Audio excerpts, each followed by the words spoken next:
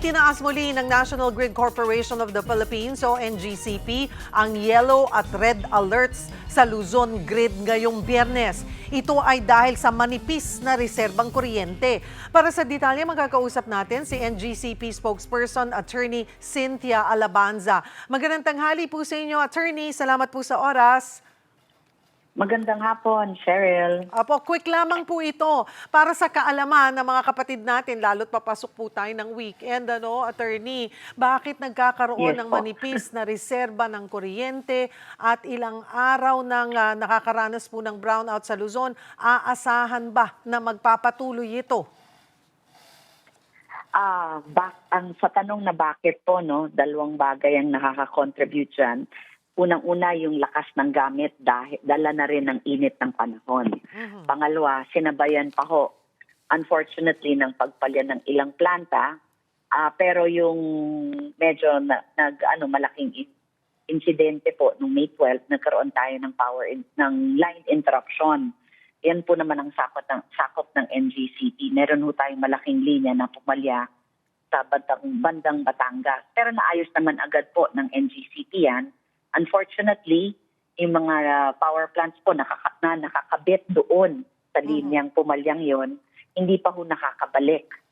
And kasama ang palad ho, kaninang umaga, pasado alas 10, may karagdagan pa hong plantang pumalya. Kaya yung red alert ho natin, mukha hong magpapatuloy pa. Hindi lang ho namin masabi ng kung gaano katagal pa kasi pinipilit naman ho ng mga planta na makabalik kaagad. Kung makabalik ho kaagad, hopefully next week, hindi na ho mag-persist o matuloy ang red alert. And also hopefully, dahil mababa ang demand o ang konsumo on the weekend, wala ho kasing pasok ang karamihan ng mga pisina, wala ring alert status bukas. Pero aling mga lugar po yung posibleng maapektuhan para lang din po makapaghanda? Kasi yung mga iba, sinasabi may power interruption ng 3 to 5 in the afternoon. Tapos akala nila, ay wala, hindi natuloy. Pero biglang nagkaroon ng interruption ng 10 p.m. Kumbaga, may delay doon sa advice po kung anong oras magkakaroon ng interruption. Talagang actually good question, Cheryl, Kasi pag ang NGCP ang nag-announce, halimbawa, sabihin namin, for today, red alert tayo, ibig sabihin yan, imminent o magkakaroon talaga ng power interruption between 2 p.m. to 11 p.m. Hindi po ibig sabihin yan, mula alas 2 hanggang alas 11 ng gabi, wala po tayong kuryente. Ibig sabihin lang po niyan, yan yung oras ng kanipisan. Ang NGCP po kasi, wala kaming consumer level customers. Ang customer ho namin, mga distribution utilities.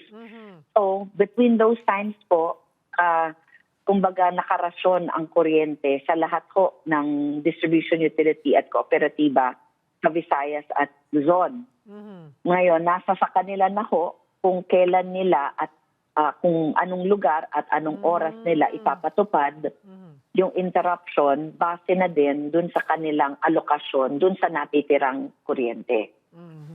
Siguro po, Attorney, panghuli na lamang, payo po natin sa publiko at malalaking establishmento para makatulong din sa pag-manage ng power demand.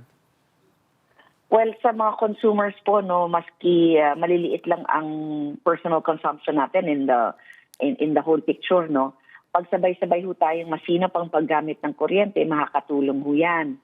Yung mga basic tipid tips ho, maganda rin naman ho talagang maging maayos ang paggamit ng kuryente bukod sa mga katulong sa supply situation natin ngayon, baka makabawas rin ho sa budget natin. So the usual po, yung mga bumbila natin kailangan malinis. Kung maalikabok ho yan kasi akala nyo, kulang ang ilaw pero yun pala, marumi lang. So maganda ho, malinis ang bumbilya, malinis ho ang electric fan, malinis kung mag-aircon, malinis ho ang filter.